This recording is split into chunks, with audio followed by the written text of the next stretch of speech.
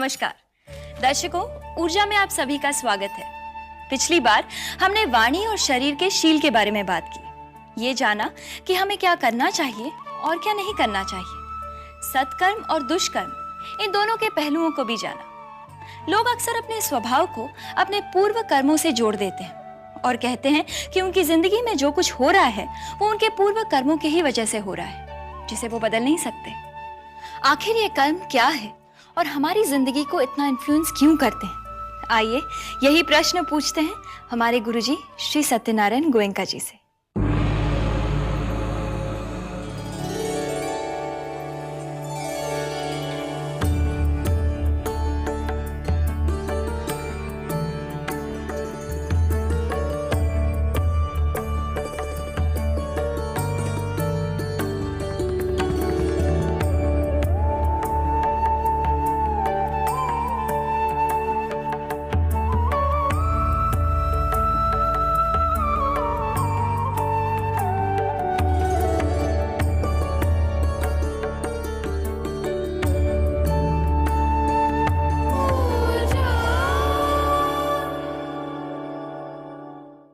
प्रणाम गुरुजी।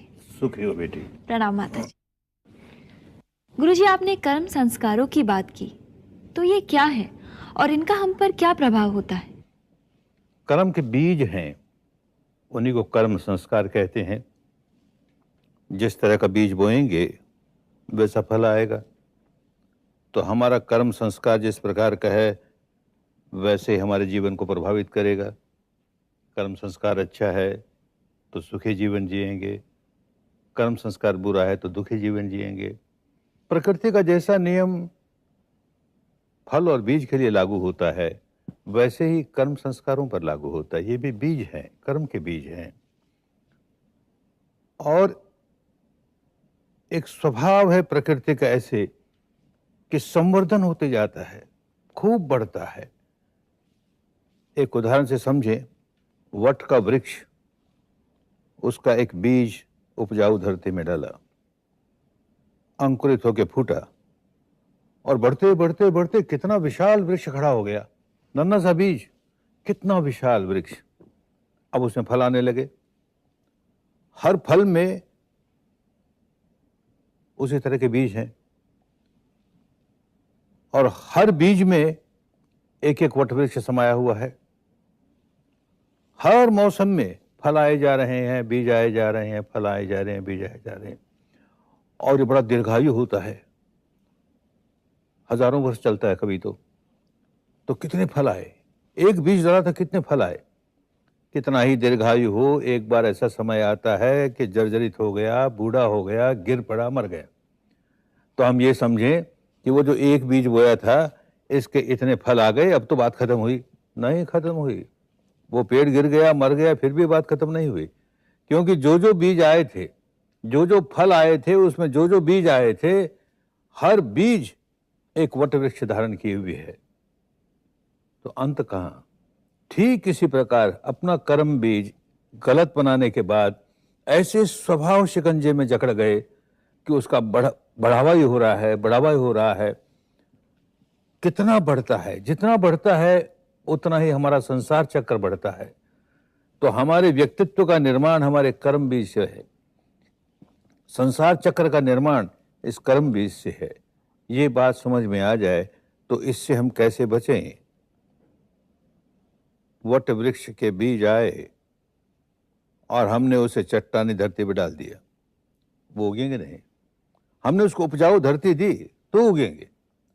यही नासमझी हम करते रहते हैं कि हमारे जो पुराने कर्म बीज थे फल लेकर आए। जो भी फल लेकर आएंगे उसमें उस तरह का बीज भी होगा। जैसे भय का बीज था और वो फल लेकर आया तो भय की परिस्थिति पैदा होगी और हम नया भय पैदा करेंगे तो नया बीज पैदा करेंगे। तो इस तरह से भय आएगा, हम नया बीज, भय आएगा, हमने तो भय के बीजों का हमने ढेर लगा लिया। इसी तरह हर प्रकार के विकार का ढेर लगाते जाते हैं और व्याकुल होते जाते हैं। प्रकृति के इस नियम को जब अनुभूति से समझने लगेंगे तब उसके बाहर निकलना आसान हो जाएगा। फल तो लेकर के आया पुराना कर्म, उसके साथ बीज भी आया, लेकिन हम उसमें लोट पलोट नहीं लगाते, हम उसको बढ़ावा नहीं देते, हम उसे उपजाऊ धरती नहीं देते तो बढ़ेगा नहीं, समाप्त हो जाएगा। तो ये समझने के लिए हमें अंतर्मुखी होकर अपने भीतर इस सारे प्रकृति के नियम को अनुभूति से जानना आवश्यक है। जी गुरुजी। लेकिन गुरुजी ऐसा भी कहते हैं कि कर्म चाहे जैसा भी हो, लेकिन अगर किसी की कृपा हो जाए तो फल जरूर मिलता है। तो क्या गुरुजी ऐसा संभव है? कृपा हमें अपने आप पर करनी चाहिए, दूसरा कोई क्या कृपा करेगा? जिम्मेदार हम हैं। हम दुष्कर्म पर दुष्कर्म करते चले जाएं और आशा ये रखें कि फल तो हमको ठीक ही मिलेगा, भले हम कितने ही दुष्कर्म करें। ये अपने आप को धोखा देने की बात है। प्रकृति के नियम हैं, उनको कोई बदल नहीं सकता और हम ही जिम्मेदार हैं। हमारे कर्मों के हम जिम्मेदार, कर्मों के बीज के हम जिम्मेदार, उसके फल के हम जिम्मेदार। तो अत्ता ही अत्तनो नाथो, खुद ही अपना मालिक है और कोई मालिक नहीं। अत्ता ही अत्तनो नाथो, अत्ता ही अत्तनो गति, अपनी गति खुद बनाता है। सुगति बनाए, दुर्गति बनाए या सारे गतियों के परे मोक्ष अवस्था प्राप्त कर ले, खुद मालिक है। अपनी मलकियत को भूल बैठे तो फिर अपने स्वभाव के गुलाम हो गए तो दुख ही दुख आएगा। नियम प्रकृति का ख्याल रखे कि फल वैसा ही पाइए, जैसा बोए बीज वैसे ही फल आएगा, उसमें कोई फेर फेर नहीं हो सकता। ये प्रकृति के नियम को क्यों नहीं पहचानते, उसे महत्व दें तो अपने कर्मों पर पहरा लगाएं कि हम कर्म बिगड़ने नहीं देंगे, अपने खारे बनने नहीं देंगे। हमारा बीज ही नहीं खारा होगा, मीठा ही होगा तो मीठा ही फल आएगा। इतनी सी बात जो आदमी जितनी जल्दी समझ लेता है उसका उतना ही कल्याण हो जाता है। जी गुरुजी, आपने बीज और फल के आधार पर कर्म संस्कारों की बात समझाई। गुरुजी, इस विषय पर आपसे बातचीत जारी रहेगी। दर्शकों जाइएगा मत, लौटते हैं एक ब्रेक के बाद।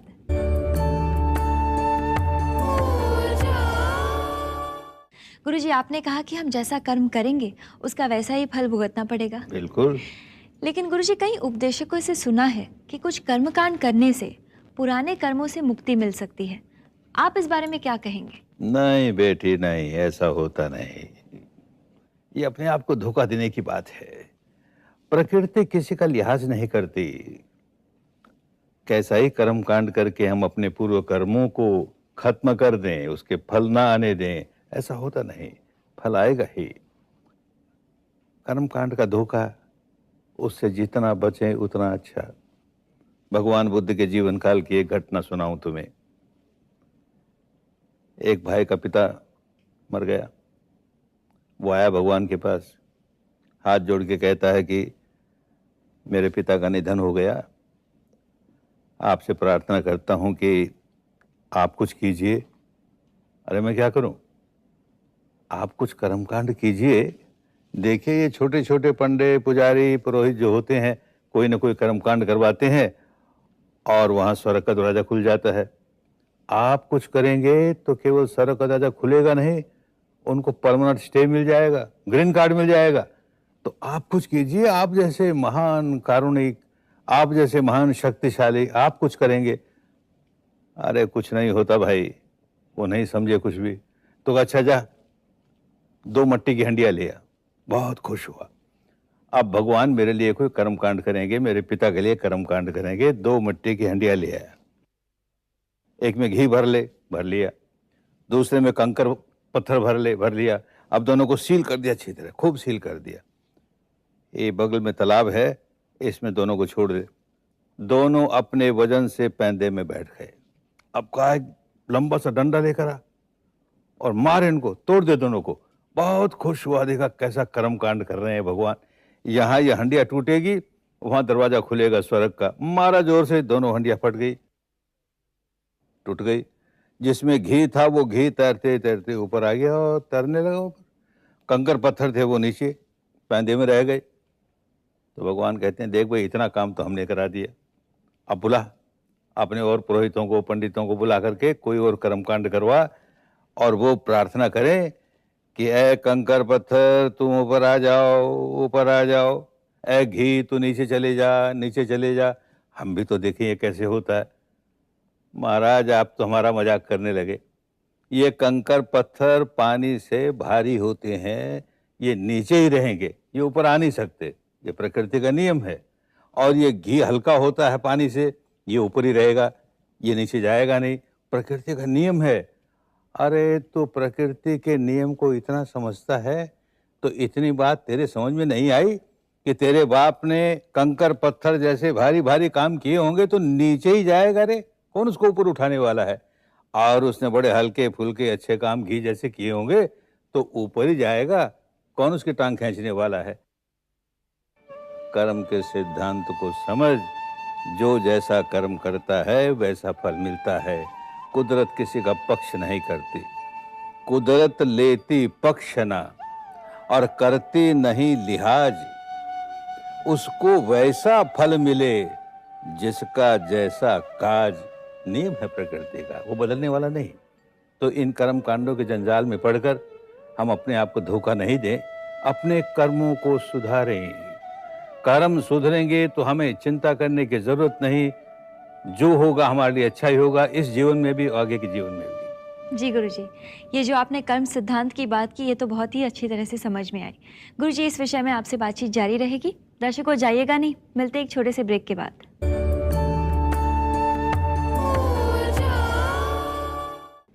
गुरुजी, हमें दर्शकों से कुछ पत्र मिले हैं। पहला प्रश्न पूछ रहे हैं यनराज गुप्ता जी। आप जब शील की बात करते हैं गुरुजी, तो ये बौद्धों के पंचशील की ही बात हुई ना? क्या करें बेटी, धर्म जब संप्रदाय का रूप ले लेता है तो कोई धारण तो करता नहीं और शब्दों के साथ चिपकाओ। ये बौद्धों का है, ये जैनियों का है, ये हिंदुओं का है, ये मुसलमानों का है, ये ईसाइयों का है। जैसे ही पंचशील शब्द का इस्तेमाल किया कि तो जो लोग अपने को बौद्ध कहते हैं बड़े खुश होंगे, देखो हमारा धर्म सिखाया जा रहा है।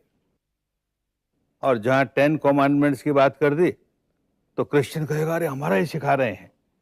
और जहां हमने यम नियम शब्द इस्तेमाल कर लिए तो हिंदू कहेंगे बिल्कुल हमारा ही सिखा रहे हैं। न पंचशील वाला पंचशील पालन करेगा, न 10 कमांडमेंट वाला 10 कमांडमेंट पालन करता है, न यम नियम वाला यम पालन करता है। शब्दों से चिपका हो गया। तो जो शब्द अपनी परंपरा के हैं वो तो महान, और वही शब्द वही अर्थ रखने वाले दूसरी परंपरा के हैं तो गए गुजरे, तो हमारा नहीं है, तो पराया धर्म है, ये तो पराया धर्म है। भूल गए धर्म को। धर्म में कर्म का महत्व है, क्योंकि प्रकृति का नियम है, जैसा कर्म वैसा फल, जैसा कर्म वैसा फल। तो कैसे इस बात को भूल करके हम और केवल शब्दों में ही चिपकाव पैदा कर लें, ये हमारा धर्म, ये तुम्हारा धर्म, और धर्म का पालन कोई नहीं करता।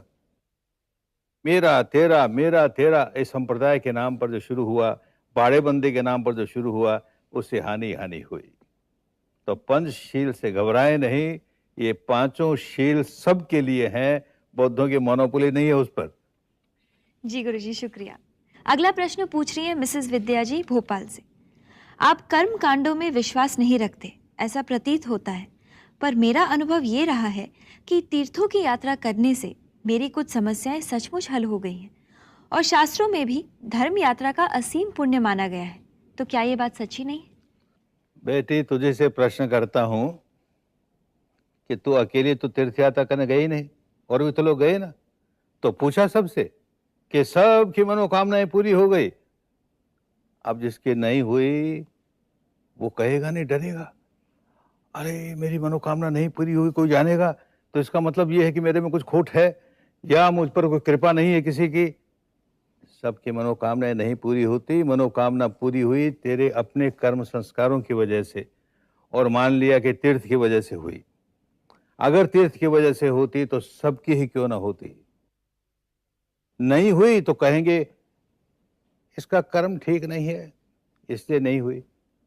तो तेरा कर्म अच्छा है इसलिए हुई, उसका कर्म ठीक नहीं है इसलिए नहीं हुई। तो प्रधान तो कर्म हुआ ना। ये कर्म कांड कहां से आ गया, ये तीर्थ कहां से आ गया, क्यों आया तीर्थ? हर बात बड़े शुद्ध रूप से चली, बिगड़ते बिगड़ते क्या रूप हो गया। तीर्थ कहते हैं तीर पर जो स्थित हो गया। क्या स्थित हो गया? कि अब उसको अगले पार जाना है तो पहले अपने पांव जमाए इस तीर्थ पर। तो क्या स्थान होते थे भारत में ऐसे जिनको तीर्थ कहते थे, वो तपोभूमियां होती थी। वहां अनेक लोग तपस्वी तपे हैं, तो वहां की वाइब्रेशन, वहां का एटमॉस्फेयर इतना धर्ममय कि वहां जाकर तपें, वहां जाकर साधना करें तो अपने आप उस पार पहुंच जाएंगे। उस पार पहुंचने के लिए तीर्थ होता था, वो तो करे नहीं, और गए वहां पर तीर्थ पर दर्शन करके आ गए और कहा कि हमारा तो मनोकामना पूरी हो जाएगी।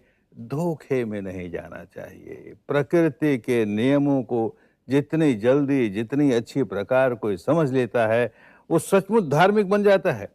जी गुरुजी, शुक्रिया।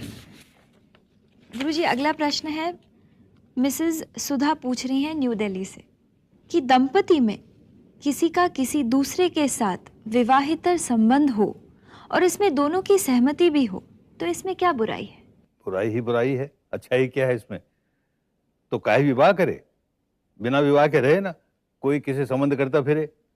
विवाह की प्रथा क्यों चली कि पशुओं का सा जीवन नहीं हो। एक पुरुष एक नारी विवाह के बंधन में बंधते हैं तो अपनी वासना के गुलाम नहीं होते, धीरे धीरे संयमित रूप से वासना का प्रयोग होता है और धीरे धीरे अगर अच्छी साधना करने वाले हैं तो संयमित होते होते, कम होते होते उससे निकल जाते हैं। अन्यथा ये तो ऐसी तृष्णा है जिसका अंत नहीं। वासना जागी, इस व्यक्ति पर जागी, व्याकुल हुए, उस व्यक्ति पर जागी, व्याकुलता ही व्याकुलता। ऐसी अग्नि है, उसमें घी डालते जाएंगे, घी डालते जाएंगे, छुटकारा नहीं होगा। तो इस तरह की चिंतन कि हम चाहे जहां अपना शरीर का संबंध करें, क्योंकि हमारा पति भी राजी है, हमारी पत्नी भी राजी है, तो दोनों के दोनों डाइवोर्स करके नया विवाह क्यों ना कर ले जिसके साथ संबंध करते हैं। बिगड़ी हुई बात, समाज की व्यवस्था को, परिवार की व्यवस्था को बिगाड़ने की बातें हैं, उससे बचना चाहिए। संयम के लिए ही गृहस्थ जीवन होता है, तो गृहस्थ जीवन को दूषित न होने दे। धन्यवाद। तो दर्शकों, ये थे आपके प्रश्नों के उत्तर। गुरुजी से हमारी बातचीत जारी रहेगी। मिलते हैं छोटे से ब्रेक के बाद।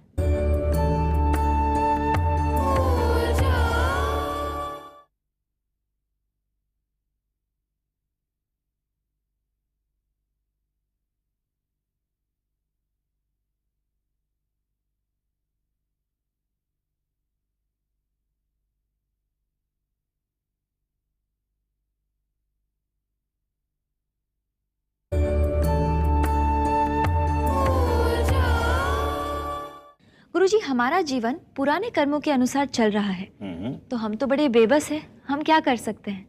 क्यों नहीं कर सकते?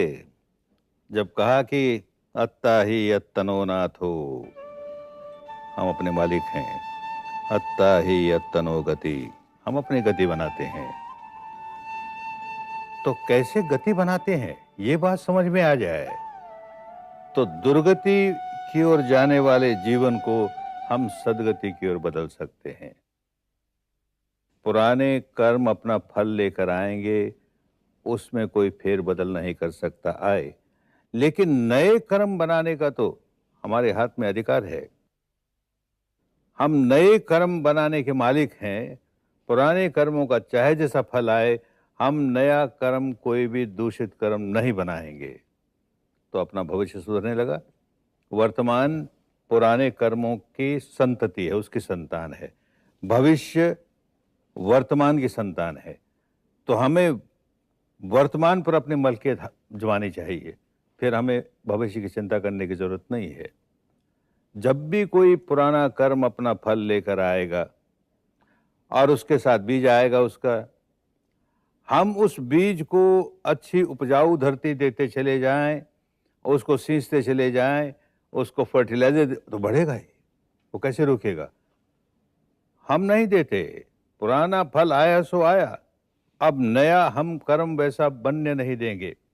नया नहीं बनने देंगे तो पुराने एक एक एक एक करके खत्म होते चले जाएंगे। तो क्षीणं पुराणं नवं नत्य संभवं, नया बनाना बंद कर दे, नहीं बनाए तो पुराना अपने आप क्षीण होते होते होते समाप्त हो जाएगा। इस माने में हम अपने मालिक हैं। कितना ही पहले दुष्कर्म क्यों न किया हो, आज हम अपना कर्म सुधार सकते हैं। अगर हमने आज पर अपनी मलकियत कर ली, आज के कर्म पर संवर कर लिया, मानो उस पर कंट्रोल कर लिया, तो अपने आप पुराने कर्म धुलते चले जाएंगे। संवर कर नव कर्म पर, पुरानों पर कुछ नहीं कर सकते, वो तो कर चुके। अब जो नया करना है, पुराने के फल के साथ जो बीज आया, तो संवर कर नव कर्म पर पूर्व कर्म धुल जाए, पुराने अपने आप धुलते चले जाएंगे। हमने नए पर रोक लगा दी। दुख बंधन से मुक्ति का केवल यही उपाय है। कैसे बंधन से मुक्त हो? नए गांठे बंधने नहीं देंगे, पुरानी खुलती चली जाएगी, तो अपने आप बंधन से मुक्त हो गए। तो अपने हाथ में है बेटी। हम अपनी इतनी बड़ी शक्ति को भूले बैठे हैं, इसलिए दुखी होते हैं। अपने भीतर की ऊर्जा जगा करके, अपनी शक्ति प्राप्त करके हम सारे दुखों के बाहर निकल सकते हैं। जी गुरुजी, ये कर्म का सिद्धांत तो बहुत ही अच्छी तरह से समझ में आया, और ये भी जाना कि हर एक व्यक्ति की एक अपनी चॉइस होती है, अपने भीतर एक ऊर्जा होती है जिसका उपयोग करके वो अपने जीवन को और भी अच्छा बना सकता है। प्रणाम गुरुजी। सुखी हो बेटी। प्रणाम माता जी। तो दर्शकों, आज का ये एपिसोड यहीं पर समाप्त होता है। अगले हफ्ते इसी दिन इसी समय देखना ना भूलिए ऊर्जा, और हाँ, अपने प्रश्न जरूर भेजिए। नमस्कार।